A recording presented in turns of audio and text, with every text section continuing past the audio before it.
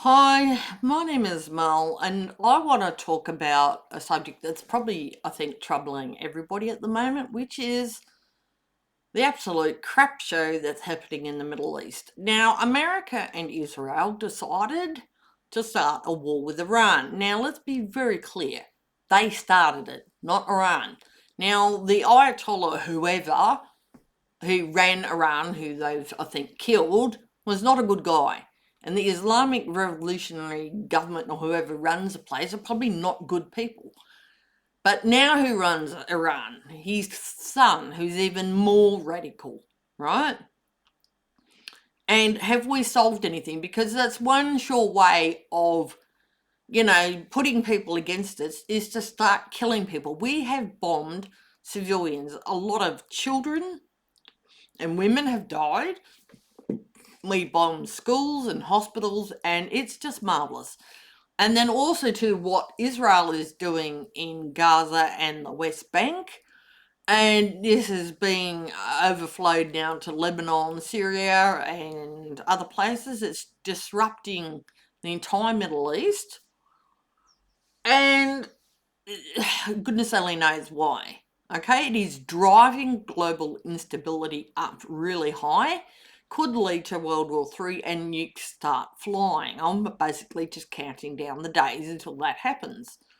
So the US and Israel launched joint strikes in Iran beginning late February 2026. They claim they did this because Iran presented a imminent threat to Israel and the US. And look, I'm sure Iran did not like the US or Israel, but what the fuck did they think they were going to do? I mean, yes, and now Iran is bombing Israel and other Middle Eastern countries. It's only because they were struck first. They were ignored previous aggravation when the so-called nuclear power station or whatever the hell it was got bombed, right? Mother of all bombs got dropped by Trump. They ignored that provocation, but now when they've killed a lot of children and women, they're not going to ignore an attack on them. And like, whatever you think about the people there or the government there, killing people is not a good way of changing their mind, right? So Iran was probably, the government there, I'm sure they didn't like America or Israel. I'm sure if they could have, they would have struck back at Israel and America with nuclear weapons. They don't have them, right? They may have chemical weapons, they may not, probably not. Right, really, they didn't. They have some missiles, but now given to them by Russia and China. But I mean, seriously, what did they think Iran was going to do? It was a shithole, right? Because of what the US government's like long-standing, like having, like not letting them have like any trade or putting all these sort of stuff on them. So, and they've interfered in the Middle East for years. And so, wow, I mean, Israel has expanded attacks into Lebanon and Syria. Well, yep, targeting Hezbollah. Oh, well, yay. Because, the US is escorting oil tankers through the Strait of Hormuz, a critical choke point which Iran has threatened to close. And quite honestly, I think Iran should close. I mean, oil and petrol, gas, all of those diesel products have gone up by $1 in Australia, more heaps and heaps and heaps, all right?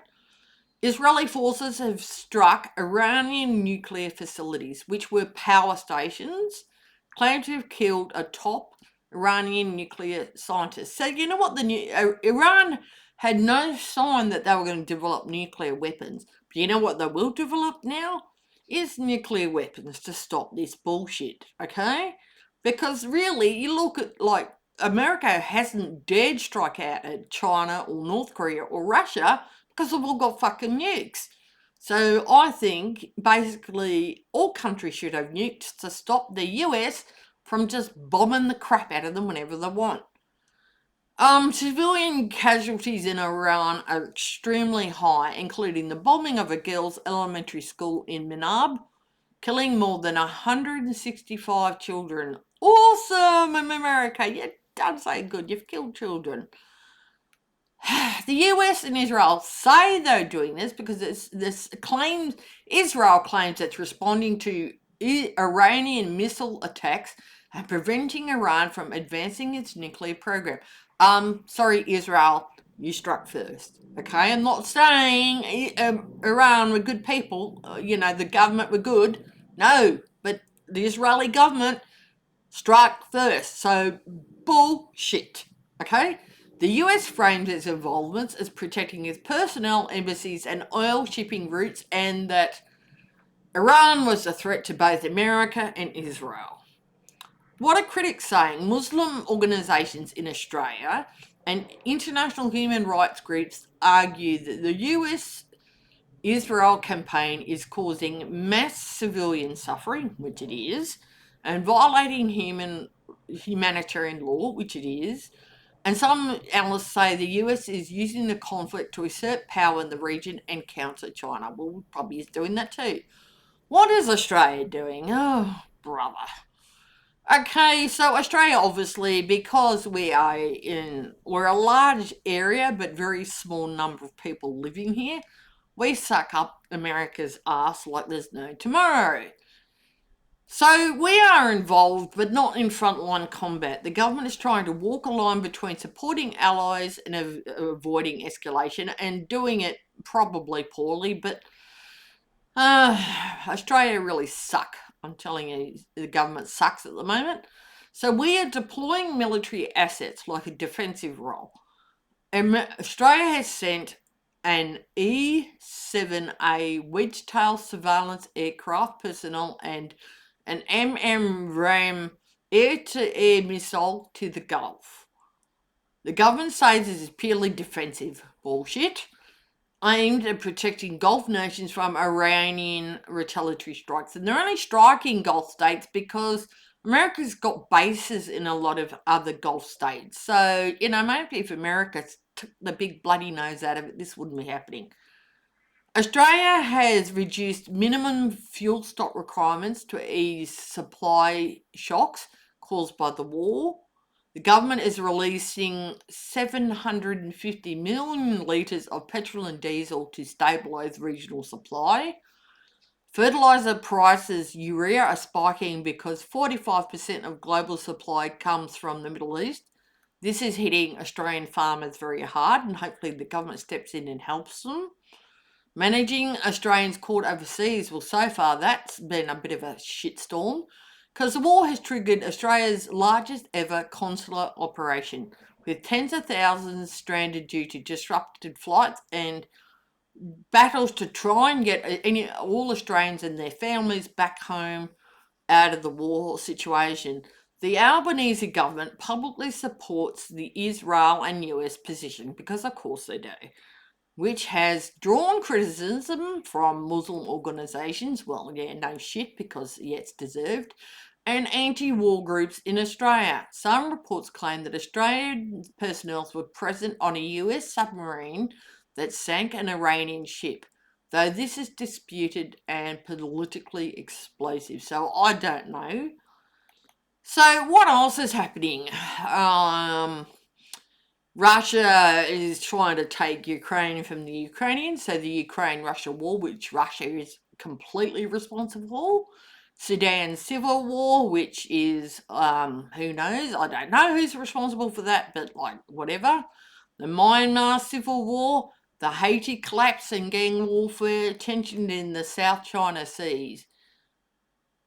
Because these conflicts interact with the Middle East war by affecting global supply chains, fuel prices, and refugee flows.